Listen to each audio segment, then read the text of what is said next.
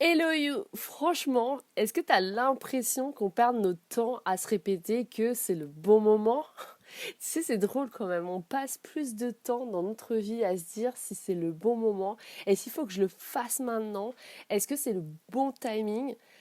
Sauf que pendant ce timing, il y a tout ton timing et ton temps qui passe jusqu'à arriver au moment où bah, c'est plus le bon timing parce que tu t'es posé la question si c'était le bon.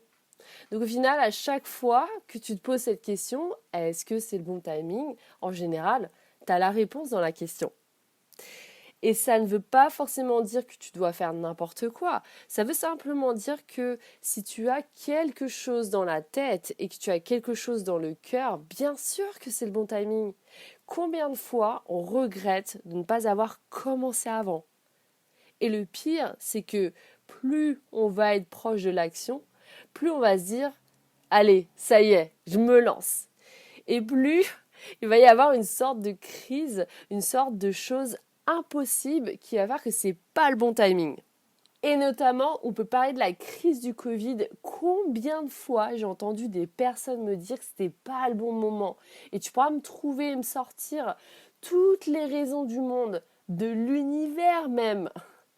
Comme par exemple, tu veux changer de lieu de vie parce que tu rêves de vivre ailleurs, tu as une nouvelle relation, tu t'embrouilles avec quelqu'un. Bon, je pourrais allonger la liste des why, mais l'idée c'est que peu importe la raison, plutôt les raisons, tu te diras toujours laisse tomber, je le ferai après. Mais elle est là la clé. Imagine quand il y a des vagues, tu peux pas lutter contre les vagues. Quand il y a une énergie qui arrive, faut bien que tu oses. Une crise, c'est un condensé d'énergie et de mouvement, ça part dans tous les sens. Donc, c'est comme s'il y avait des énormes vagues. Et si toi, tu essayes de freiner les vagues et de leur dire ah, attends, non, pas maintenant, c'est dead, c'est plus fort que toi. Donc, si tu résistes, tu casses la clé du timing. Et la clé du timing, c'est d'être dans le timing, c'est-à-dire d'aller avec le flow de ce qui se passe. Et comme on l'a déjà dit l'an dernier, je te renvoie à l'audio du 14 décembre. Donc la vague, au lieu de te la manger, de te noyer dedans, tu surfes dessus. C'est complètement différent de voir la vague arriver et de freiner.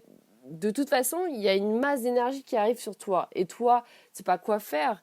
Et du coup, le temps que tu penses à ce que tu fasses ou pas, tu es déjà noyé.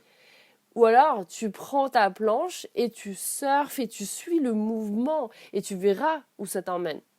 Mais bien sûr, souvent ce qui se passe, c'est qu'on se dit, ok, c'est peut-être le bon timing et comment je fais? Comment je m'organise? Comment je planifie? Comment je mets en place encore une fois ce que j'ai dans le cœur? Comment je peux au mieux gérer le timing? En fait, c'est toujours le bon timing. Par contre, comment tu y vas, comment tu gères ce timing? Bah simple, pousse ta réflexion, pose-toi les bonnes questions de qualité vers le comment tu fais pour faire en sorte d'optimiser ce timing, pour faire du mieux que tu peux par rapport à ce timing et ce qui t'arrive dans ta vie. Si on avance, let's go!